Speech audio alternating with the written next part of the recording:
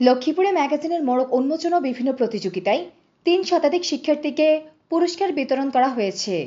শনিবার ২১শে জুন সকালে লক্ষ্মীপুর সদর উপজেলা পরিষদ মিলনায়তনে ন্যাশনাল আইডিয়াল স্কুল অ্যান্ড কলেজের আয়োজনে এই পুরস্কার বিতরণ করা হয়।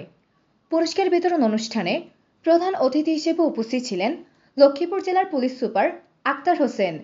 ন্যাশনাল আইডিয়াল স্কুলের অধ্যক্ষ প্রফেসর মোহাম্মদ রফিকুল ইসলামের সভাপতিত্বে বিশেষ অতিথি হিসেবে উপস্থিত ছিলেন জেলার নূর মোহাম্মদ সোহেল, সদর থানার ভারপ্রাপ্ত কর্মকর্তা মোহাম্মদ আব্দুল মুন্নাফ, পৌর শৈশৃতি একাডেমির প্রধান শিক্ষক আওলাদ হোসেন চৌধুরী, জেলা প্রতিবন্ধী বিষয়ক কর্মকর্তা নাইমা জান্নাত।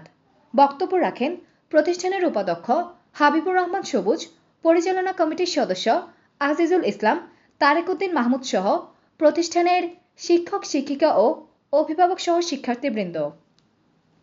পরে ওয়াল আর্ট ফেস্টিভ্যাল, ম্যাগাজিনের মোড়ক উন্মোচন ও ওয়ামি বৃত্তি পরীক্ষায় পুরস্কারপ্রাপ্ত শিক্ষার্থীদের হাতে পুরস্কার তুলে দেন অতিথিবৃন্দ।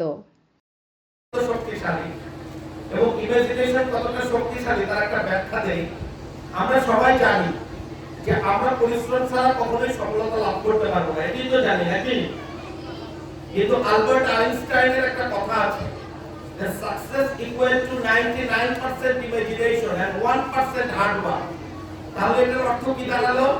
যে আমি 1% পরিশ্রম করব, এর জন্য আমাকে 99% কল্পনা করতে হবে। আমার যদি সেই কল্পনাটি মনের মধ্যে না থাকে, তাহলে আমি কি নিয়ে পরিশ্রম করব? যেমন ধরো, আমি আমার লাইফ থেকেই বলি, আমি আজকে এই জেলার পুলিশ সুপার হিসেবে কাজ করছি। আমি যখন বিসিএস পরীক্ষা দিয়েছিলাম, তখন কিন্তু প্রথমে আমাকে কল্পনা করতে হয়েছিল যে আমি কি অফিসার হতে চাই। আমি কি প্রশাসনিক অ্যাডমিন অফিসার হতে চাই, না পুলিশ অফিসার হতে চাই, না ট্যাক্স অফিসার হতে চাই, না কাস্টম অফিসার হতে চাই। First we need some imagination, আমাকে আগে কল্পনা করতে হয়। এবং একটা কথা আছে, খুব বিখ্যাত কথা, আমরা যে সাফার করি, আমরা যে কষ্ট পাই, that is not physical, that is mental. আমরা কিন্তু ফিজিক্যাল সাফারিং হচ্ছে মেন্টাল সাফারিং। তার মানে everything happens in mind, not in body. আমরা যত পরিশ্রমী করি, আমার কল্পনায় যদি না থাকে, যেমন ধরো তোমাকে যদি এখন বলা হয় গোলাপ ফুল দেখতে কেমন, নিশ্চয়ই তুমি বলবা খুব সুন্দর। কিন্তু তুমি যদি কোনোদিন গোলাপ ফুল না দেখে থাকো, কোনোদিন দেখোনি, তাহলে কি তুমি কল্পনা করতে পারবে যে গোলাপ ফুল কেমন? পারবে না। তার মানে প্রথমে যে জিনিসটি গুরুত্বপূর্ণ, সেটা হলো ইমাজিনেশন, অর্থাৎ কল্পনা। প্রথম আমরা যে জিনিসটি আশ্রয় গ্রহণ করি, যতই লজিক বলি, কিন্তু কল্পনার বাইরে কিন্তু কিছু হয় না। এবং একজন শিল্পীর কিন্তু প্রথম কাজ হলো কল্পনা। এখন দেখো, যারা সায়েন্টিস্ট, এই যে যারা বিখ্যাত বিজ্ঞানী, তারা কি করে? প্রত্যেকটা জিনিসকে কিছু থিওরি দিয়ে, কিছু টেস্ট দিয়ে প্রমাণ করে। কিন্তু প্রমাণের বাইরেও কিছু আছে, আছে না?